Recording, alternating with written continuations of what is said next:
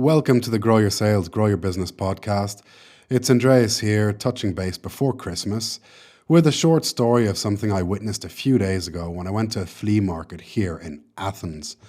I like to do a bit of antiquing and always hope to find a Fabergé for €5 or diamonds that people think are fake but are actually real. And of course, I never do, but that's fine because I don't think anyone would actually sell that stuff if it was genuine, especially not for €5.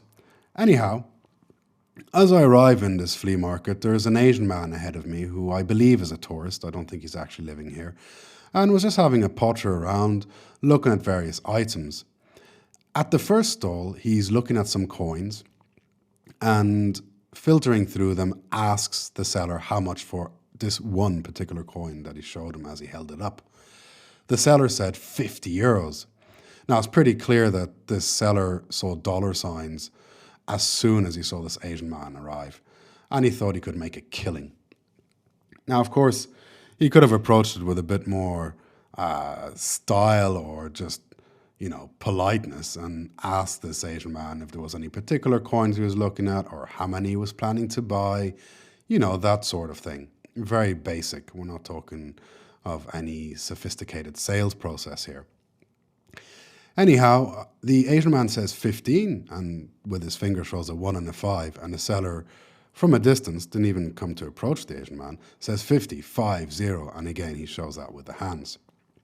I could see the look on the Asian man's face and he's like, yeah, right, not having any of this. So off he went to the next stall. I too was looking at that first stall, didn't see anything, and went to the second stall. Now, I wasn't following or stalking this Asian man, not at all. It's just, having a look at everything that's available. And so the Asian man arrives at the second stall, and the owner at that stall is a man with round glasses, a little bit of white hair on his head, a great big white beard, and a big, big belly. All right, so kind of like Santa Claus, except without the red suit and more in a tracksuit and a t-shirt. Now, you'd think with that kind of image, yeah, unemployed Santa Claus, I don't know, but definitely friendly because it's Santa, right? Wrong. Really aggressive, very abrupt, and horrible man, just a horrible man. As soon as this Asian man comes, automatically just asks him, what you want, what you looking for. Now, the Asian man didn't speak much English. This seller was not an English speaker either. He was Greek, I assume.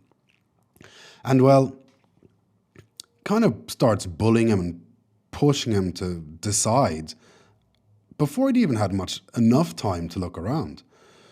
Anyhow, he says something about a coin with an owl or something like that. The seller responds, nope, don't have anything like that. What else do you want? And so wasn't put off. This Asian man was not put off, stays a bit longer, looks at a few items and actually finds a couple of things. Now, as this is happening, the seller wouldn't leave him alone and kept on asking him what you want, what you're looking for. He then got upset and said, why aren't you answering me? I'm talking to you. Okay. Now, I don't know what planet this guy's from, but neither of these two people spoke English, right? And it's pretty clear the Asian man is not a Greek native, all right? So he has these two items, and at this stage, the seller is kind of practically fuming out of his ears and getting really, really, really angry. I'm like, are you going to buy this? What are you doing with it? Why do you have them in your hand? Now, obviously, he wasn't speaking as fluently as me, but you get the gist of things, right? Anyhow, this lasted about 2 or 3 minutes. I felt terrible for this chap. I was like, God, this is just horrible. He's just here, probably his last day or only here for a couple more days, buying a few gifts, bring back home, and he's just being bullied. Anyhow, he does eventually buy these two items. I'm not sure whether he bought them just to get the hell out of there. Not that there was anything physically stopping him, but perhaps maybe culturally he may have thought that it'd be disrespectful to not buy anything. I'm not sure. I really don't know. I know I wouldn't have bought a single thing from this guy, and I would have had a few words with him about his overall approach. Now, again, if we go back to just professional salespeople and how people should be treated, like with ethically, morally, you could have had a bit of a chat with him, try and find a few items that may be of interest, and just by servicing the customer would have actually sold a lot more. But poor chap bought what he did to kind of escape. That's what I felt anyway. So I went off to another stall, and by the time I was kind of wrapping up and heading out again, I saw that this Asian chap was back at the first stall again looking at these coins. So it was pretty clear he really wanted these coins. I'd actually had a look at them myself. They were Asian. I'm not sure from which country. Quite big. Not in great condition. So if you're buying coins, stamps, paper notes, anything like that, it's all about condition. Same with comics. All right, if there's a fold or a dent or if it's being circulated, you name it, you have it. It all just completely depreciates the value.